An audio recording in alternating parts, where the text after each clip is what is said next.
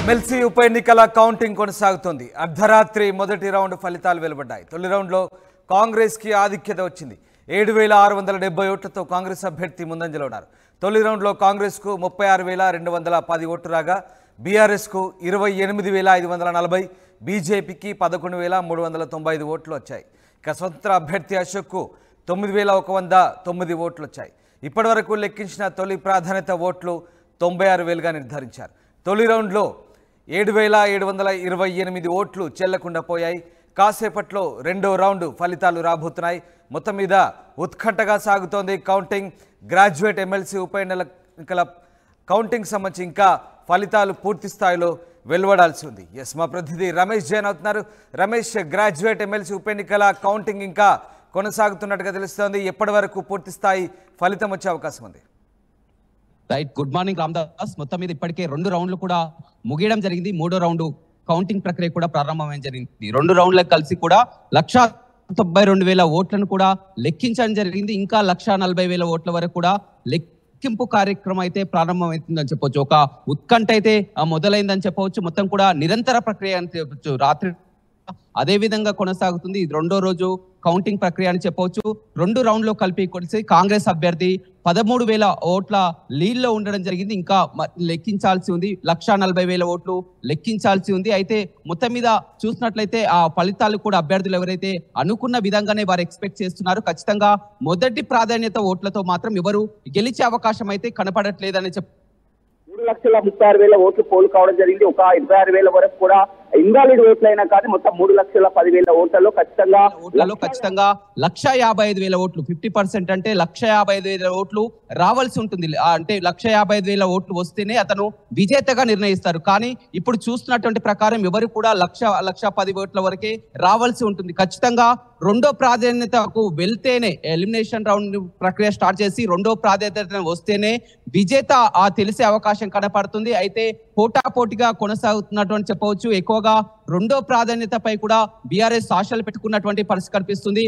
మొదటి ప్రాధాన్యత ఓట్లలో ఇప్పటికే 13,000 ఓట్లలో కాంగ్రెస్ అభ్యర్థి లీడ్ ఉన్నప్పటికీ కూడా 2వ ప్రాధాన్యత తమకు కలిసి వస్తుందనే అవకాశం అయితే చెప్తుందని చెప్పవచ్చు. సాయంత్రం వరకు కూడా ఈ ప్రక్రియ కొనసాగే అవకాశం కనపడుతుంది. ఇప్పటికే 2 రౌండ్లు కూడా ముగియడం జరిగింది. మనతో ఎమ్మెల్సీ అభ్యర్థి రాకేష్ రెడ్డి ఉన్నారు. చెప్పండి, ఓవరాల్ గా మనం చూడడం జరిగింది. ఇప్పటికే 2 రౌండ్లు కూడా ముగియడం జరిగింది. ఇంకా 140,000 ఓట్ల వరకు లెక్కించాల్సి ఉంటుంది. ఎలా ఉన్నాయండి ఫలితాలు? కేవలం మొదటి ప్రాధాన్యతలో 2వ రౌండ్ మాత్రమే. ఇంకా ఇందులో 2 రౌండ్లు బాకీ ఉన్నాయి. దాని తర్వాత 2వ ప్రాధాన్యత ఓట్లు, 3వ ప్రాధాన్యత ఓట్లు అవన్నీ కూడా లెక్కించాల్సి ఉంటుంది. మేము పూర్తి ఆశాభావంతో ఉన్నాం. అయితే ఇన్వాలిడ్ ఓట్లు ఎక్కువగా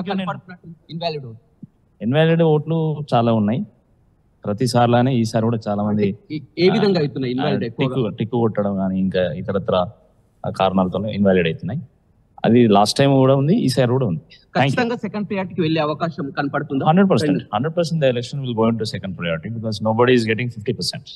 రైట్, చూడొచ్చు. ఖచ్చితంగా ఆ 2వ ప్రాధాన్యత ఓట్లను లెక్కించాల్సి ఉంటుందని చెప్తున్నారు.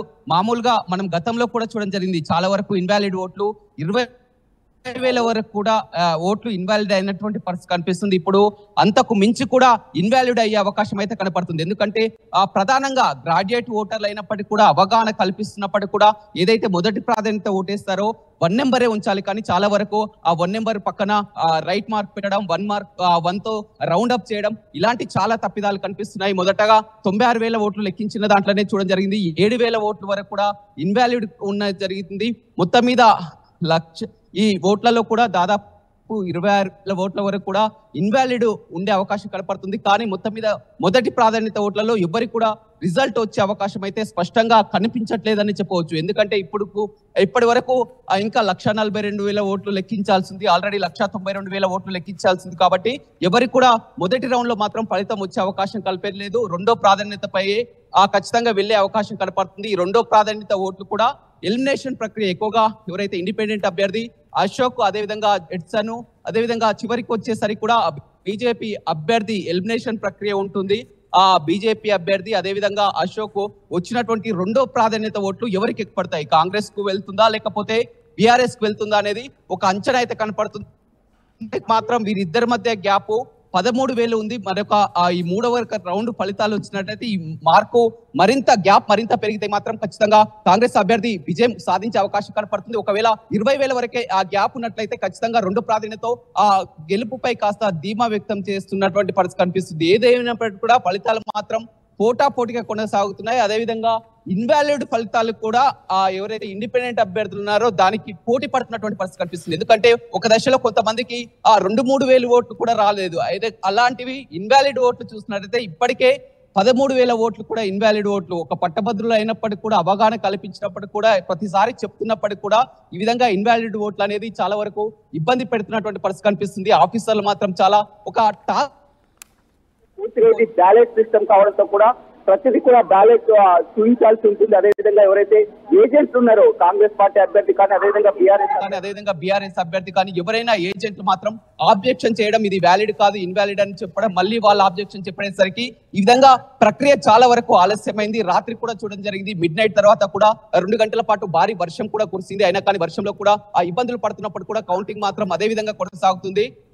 ఇప్పుడే 2 రౌండ్లు కూడా పూర్తి జరిగింది. 3వ రౌండ్ కౌంటింగ్ కొనసాగుతుంది. మొత్తం 3.5 రౌండ్లు అని చెప్పవచ్చు. ఇప్పటికి 2 రౌండ్లు. రమేష్, అంటే తుది ఫలితం వచ్చేసరికి ఎంత సమయం పట్టొచ్చు? ఎప్పటికల్లా ఒక స్పష్టత వచ్చే అవకాశం ఉంది? ఖచ్చితంగా రెండో ప్రాధాన్యత ఓట్లకు వెళ్లాల్సిందే. ఇవాళ నైట్ ఫలితం వచ్చే అవకాశం అయితే కనపడుతుంది చెప్పొచ్చు. ఏదేమైనప్పటికీ కూడా కాంగ్రెస్ అభ్యర్థి అదేవిధంగా బీఆర్ఎస్ అభ్యర్థికి పోటాపోటీగా ఉన్నటువంటి పరిస్థితి అయితే ఎమ్మెల్సీ ఎన్నికల్లో కనపడుతుంది.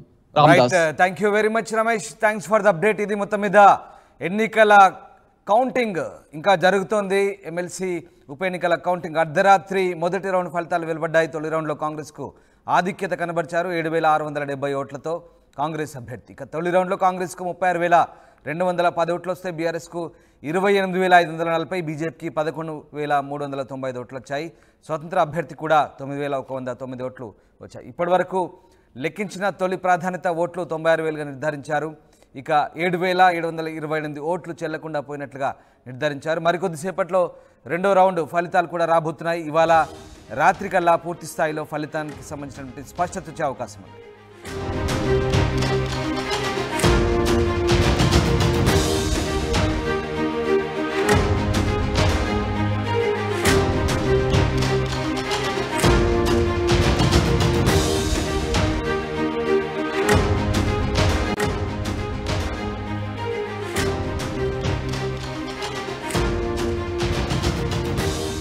ఎమ్మెల్సీ ఉప ఎన్నికల కౌంటింగ్ కొనసాగుతోంది. అర్ధరాత్రి మొదటి రౌండ్ ఫలితాలు వెలువడ్డాయి. తొలి రౌండ్లో కాంగ్రెస్కి ఆధిక్యత వచ్చింది.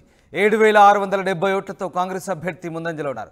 తొలి రౌండ్లో కాంగ్రెస్కు 36,210 ఓట్లు రాగా బీఆర్ఎస్కు 28,540, బీజేపీకి 11,395 ఓట్లు వచ్చాయి. ఇక స్వతంత్ర అభ్యర్థి అశోక్కు 9,109 ఓట్లు వచ్చాయి. ఇప్పటి వరకు లెక్కించిన తొలి ప్రాధాన్యత ఓట్లు 96,000గా నిర్ధారించారు. తొలి రౌండ్లో 7,728 ఓట్లు చెల్లకుండా పోయాయి. కాసేపట్లో రెండో రౌండ్ ఫలితాలు రాబోతున్నాయి. మొత్తం మీద ఉత్కంఠగా సాగుతోంది కౌంటింగ్. గ్రాడ్యుయేట్ ఎమ్మెల్సీ ఉప ఎన్నికల కౌంటింగ్ సంబంధించి ఇంకా ఫలితాలు పూర్తి స్థాయిలో వెలువడాల్సి ఉంది. ఎస్, మా ప్రతినిధి రమేష్ జైన్ అవుతున్నారు. రమేష్, గ్రాడ్యుయేట్ ఎమ్మెల్సీ ఉప ఎన్నికల కౌంటింగ్ ఇంకా కొనసాగుతున్నట్టుగా తెలుస్తోంది. ఎప్పటి వరకు పూర్తి స్థాయి ఫలితం వచ్చే అవకాశం ఉంది? Right, good morning Ramdas. మొత్తం మీద ఇప్పటికే 2 రౌండ్లు కూడా ముగియడం జరిగింది. 3వ రౌండ్ కౌంటింగ్ ప్రక్రియ కూడా ప్రారంభమైన జరిగింది. 2 రౌండ్లకు కలిసి కూడా 192,000 ఓట్లను కూడా లెక్కించడం జరిగింది. ఇంకా 140,000 ఓట్ల వరకు కూడా లెక్కింపు కార్యక్రమం అయితే ప్రారంభమవుతుందని చెప్పొచ్చు. ఒక ఉత్కంఠ అయితే మొదలైంది.